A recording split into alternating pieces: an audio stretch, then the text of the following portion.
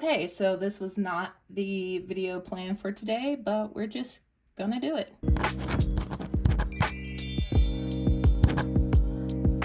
Hey there, Julia here, and today I am sort of responding to the little bit of discourse that's been happening in the community as a response to, I think, like Penboy Roy's recent podcast on fountain pen burnout, as well as Drew Brown's video about hot takes. I think he mentioned you only need 10 fountain pens or something like that. And as a response to Tim Otto's Gold Spot Pens 8-pen question video. And there's just a lot of response. There's a lot of responses that I've already watched as well. I watched Simone's thought process and kind of editing her fountain pen collection. And I watched Kristen's video about fountain pen shaming. And so I wanted to sort of put my hat in the ring and just say that I kind of agree with Kristen. And like, if you have 2 fountain pens and you're happy, yay for you. If you have 200 fountain pens or more and you're happy with those, yay for you.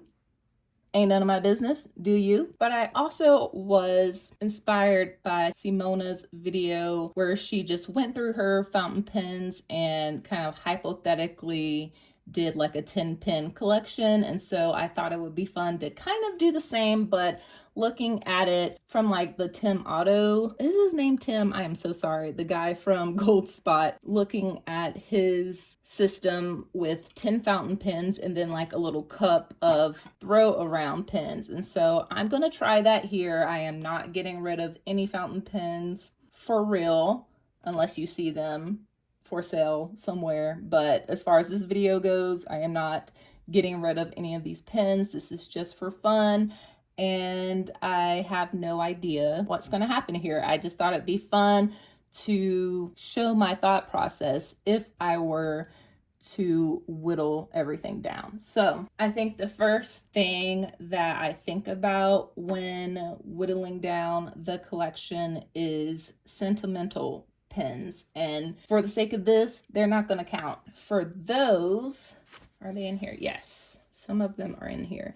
We're going to say this Parker IM in champagne and gold is not going to count. I signed my marriage license with this, as did my husband and both of our mothers. So I am not going to count this in the whittling down process. So I'm just going to set this one aside. And then also this pen that a family friend made, I'm not going to count this one as well. It has my name on it. If I wanted to sell it, no one would buy it because it has my name on it. So this one is also not going to count. And I think those are all the ones that are super sentimental. So that's kind of my first step. And I think what I want to do next is sort of figure out where the piles are going to be and what those piles are. So luckily, this pen tray that I got secondhand, but I did find a link for, I'll link as many things as I can down below, but this tray has 10 slots, and so this is where my final 10 pens are going to be. So this is like the green light. This thing is going to be for yellow light, so ones that I'm holding that I don't know if they should be in the top 10, but maybe I'll move and I don't know. We'll see. I'm just going to use this as like a yellow light. And then even though this is green, I'm going to use this as the red light, as things that for sure I wouldn't put in the top 10.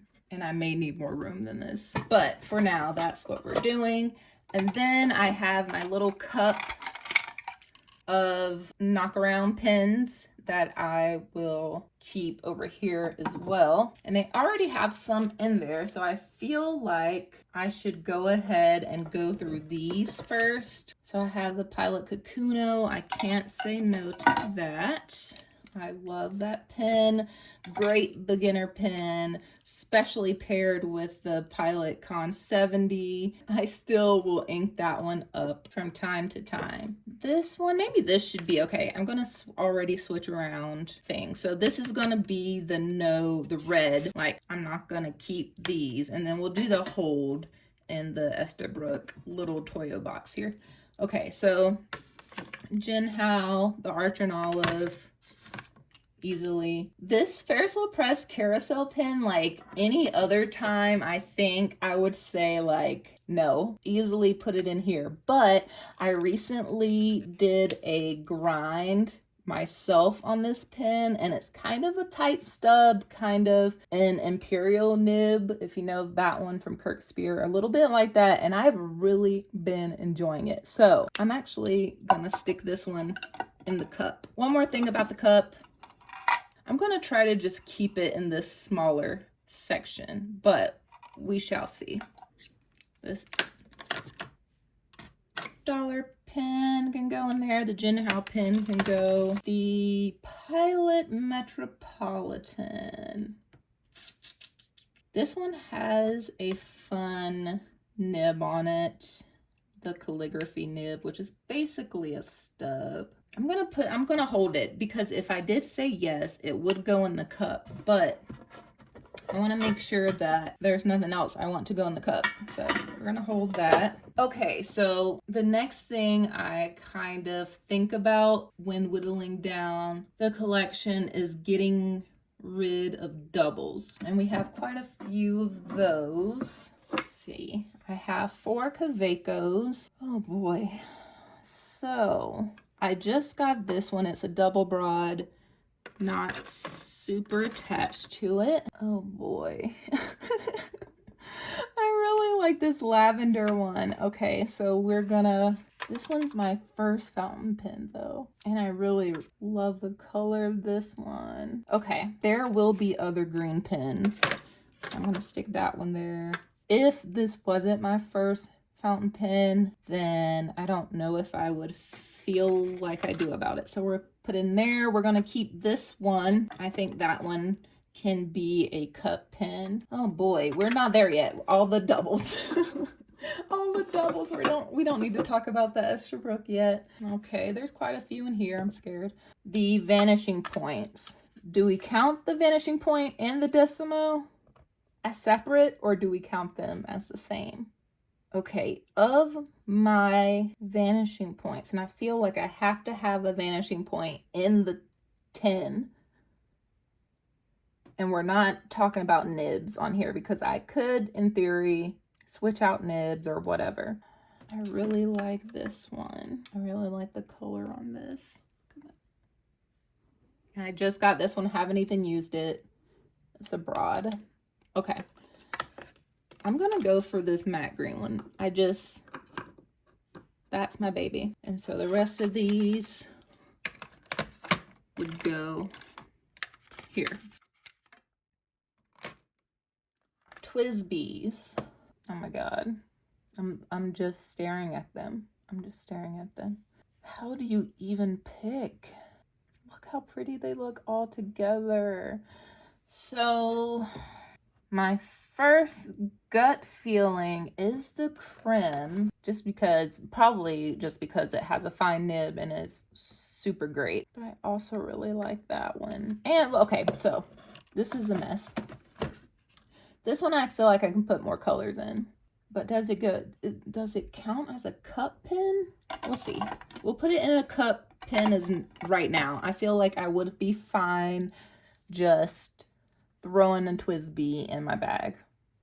These other two we'll just put in here. And we'll go ahead and put the Diamond 580 Rose Gold in here as well.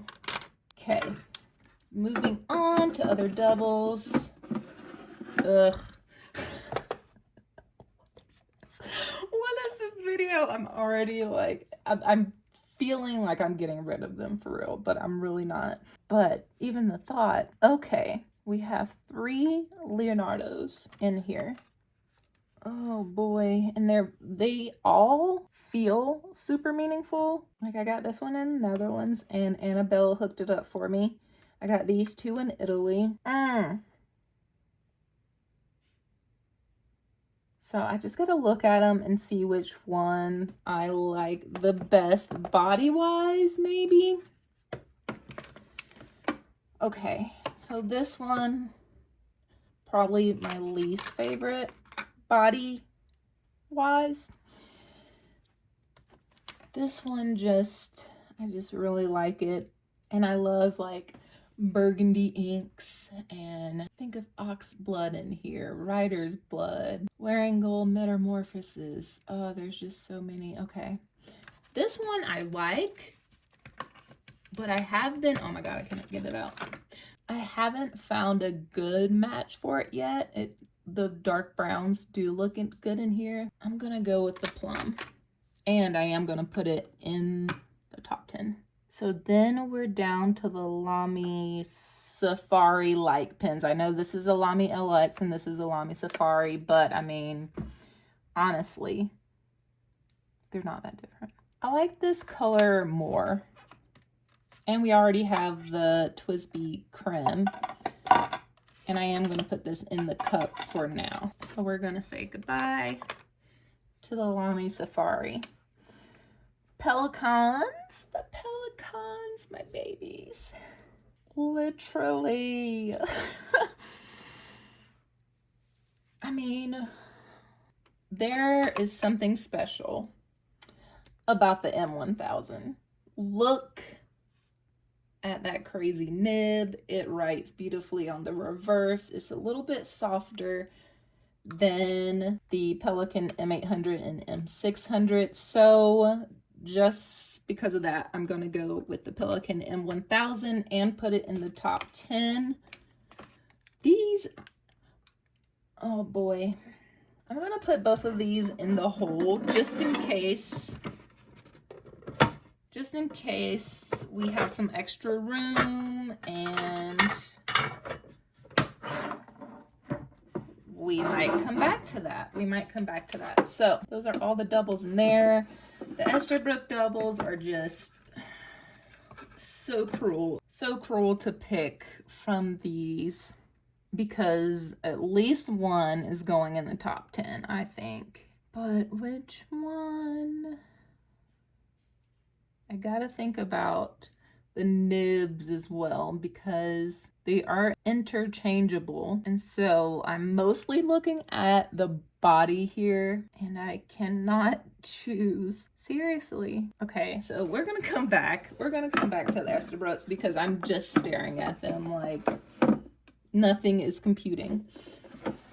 Next group of doubles, we have the Novelore Horizons. I have it in Twilight and Desert, and I think I like the Desert more, but I still don't know. I haven't written with this one yet, or this one, so I can't put either of them in the top 10 because I just don't have enough information there. So that makes that easy. The Banus, I have two Banu Euphorias. I don't know if I would put them in the top 10 either. I'm gonna hold on to the Ice Caramel Latte. I'll put this one in the hold just in case. Do these count? I guess this is the same model from Bone Crusher Studios.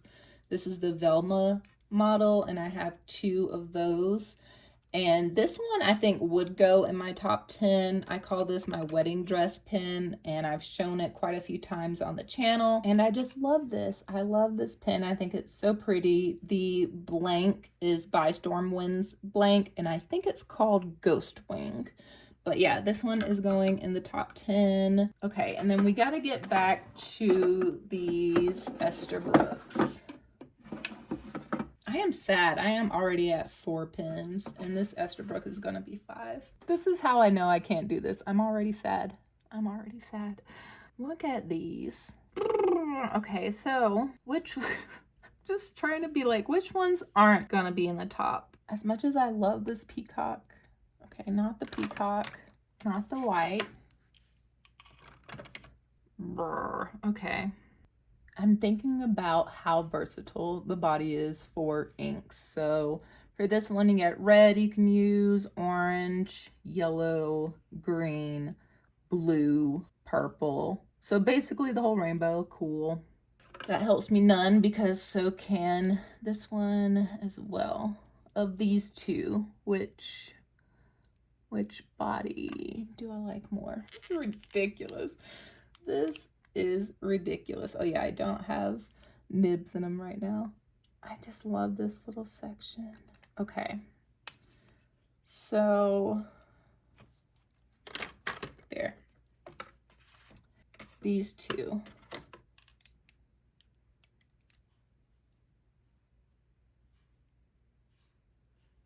Okay. I don't know why I'm taking it apart. It just helps me think, maybe. I don't know. Okay. Oh my god. Do I put this chisel gray SD in there? Okay, this one. The fairy tale. This one is the Ferris Wheel Press Esterbrook collab SD, and it has a little bit of extra decoration on the clip there, and it has an extra band as well. So I'm going with this one just because it has a lot of colors. It's very pretty. It reminds me of the galaxy, and there. Okay. Wow. So I did want to mention a little bit more about the cup pens and how I'm deciding what is a cup pen versus what's in the top 10. And so with the cup pens, I'm looking at a couple of things like, is it okay that it can just be in my purse without like a sleeve or anything? Is it easily replaceable, like as far as price and availability? And that's about it. So those are just my thoughts as far as what a cup pen is. Though the creme, like, is that super replaceable as far as price and availability? Meh. But I mean, the TWSBI Eco in general is more affordable and easier to find. So just a little caveat there. Okay, and so now I think looking at what's obvious reds, like what would obviously fit in with the like sellable pens or whatever. So let's just look here. Are any of these obvious? Yeah. This one I haven't. It's a great pen. I haven't had it that long. It's the Diplomat Traveler pen. I just haven't had that much time with it. It is super slim. So even so, I don't think it would be a top 10 for me. I didn't really do the Sailor Pro, even though it's a Pro Gear and Pro Gear Slim. I mean, okay. I think the Sailor Pro Gears are more comfortable in my hand, but I really love this Sailor Pro Gear Slim as far as the body is concerned. So we are going to hold on to both of them and come back to it. This one is also a hold. I really enjoy this pen. I think it's so pretty, and I've been enjoying it even more so with the Imperial nib on there. So we're gonna hold on to this. TWSBI Mini, I think that's fine. Pilot E95S, really love this pen.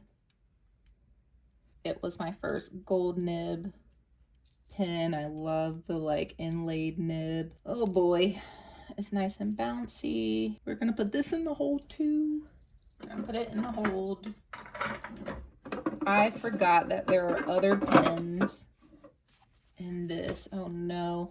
Okay, so this should be easy. These are all vintage pens, and I'm not super attached to any of them, so that takes care of that. Look through here real quick. Oh no. Okay, the Magna Carta, super pretty like flex nib pen. I don't have any flex nib pins in the lineup yet. And this one's awesome. So I think I'm going to put this one in the top 10 for now. Opus 88, though I really enjoy, really enjoy the Pilot Parallel nib on there. I feel like I can live without it. Okay, we're talking about obvious reds here. Okay, the Ferris Wheel Press brush pen, obvious. The Novelore Original Plus, I just haven't had enough time with it. This has a Waverly nib on it. I've only inked it up once and it was fine, so I don't think top 10 worthy. The Monteverde Trees of the World, really enjoy the look of this pen, but I don't think top 10 worthy. This one I'm going to put in the hold pile because it could be a top 10 moment. Next, obvious, I won this Conklin quadwood, oh geez, All-American pen in a giveaway from Conklin, and I haven't had a chance to ink it up yet, so that one's an obvious, not in the top 10. Same with this one, though it is really pretty and I love the polish on this. Lamy 2000, I will put this in the hold pile to ruminate over a little later. Okay, and then there's thankfully only 2 pens in this bottom drawer. We have the Novelore Nautilus. I really love this pen. I wish it was more purple. Yeah, so we're gonna put it over here. I just wish it was more purple. This one was probably my favorite pen. It was my favorite pen that I inked up last month, and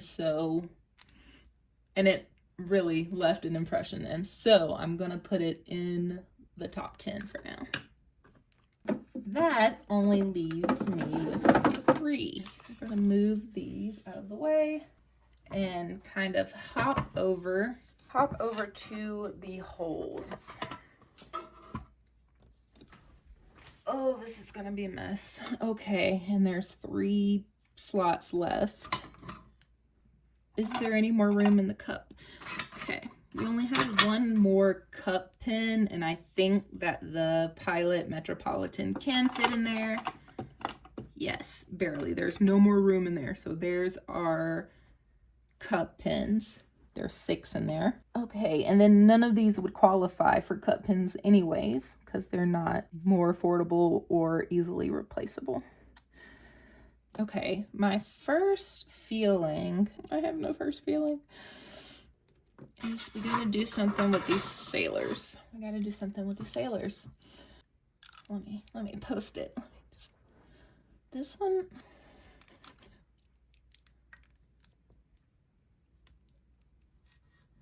this one just feels better. So I'm gonna, and I like the 21K nib too. So we're gonna put the Sailor Pro Gear Demonstrator in the top 10. 2 more. Okay. My gut feeling is to honestly go with this Esterbrook Jr. and the Waterman. How do I even... Banu, obvious for me, no. Pilot E95S. Though I love the Lamy 2000, it doesn't get me excited. So totally an aesthetic thing here. Oh boy. Okay, we're gonna say no. Oh boy. All right, so okay, we have a Pelican in the top 10 already, and these are similar writing experiences, so no on this, and we'll pop these in here. Let's take a look. All right, so we have for the cut pens, the Lamy LX in maroon, the Twisby Eco creme and rose gold, the Pilot Metropolitan, a Kaweco, a Ferris Wheel Press Carousel, and a Pilot Kakuno. I think that's pretty solid.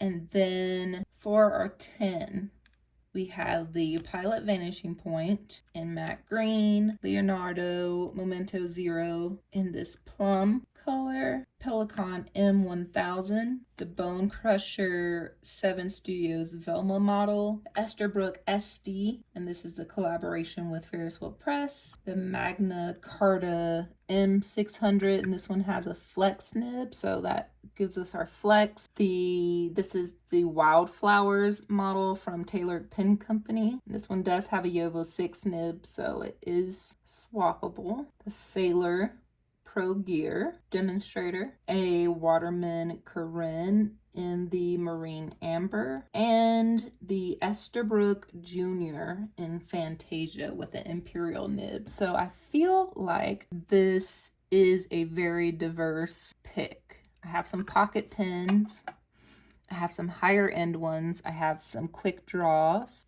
I have some flex, I have some stubs, I have maker pens, I have interesting nibs. This one has an inlaid nib.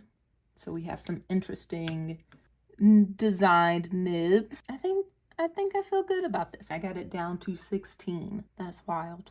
So I do want to make a couple of points about this.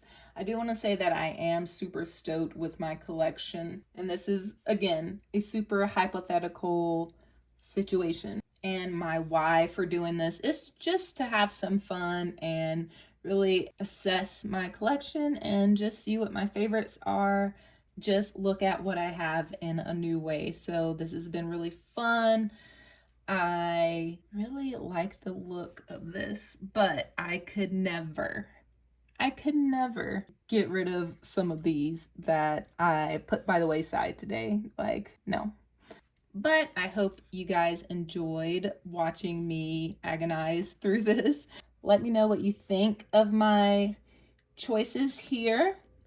Could you see yourself cutting down to this number if you have a lot of pens? And I do want to say really quick on fountain pen burnout, I have not felt that yet as far as using fountain pens, but I definitely can relate to the overwhelm online and on social media and just having all of these limited editions thrown at you all the time and FOMO and all of that. So it is something that I notice that I'm working on kind of navigating through, and I would also love your thoughts on that as well. Thank you guys so much for watching, and I'll catch you all in the next one.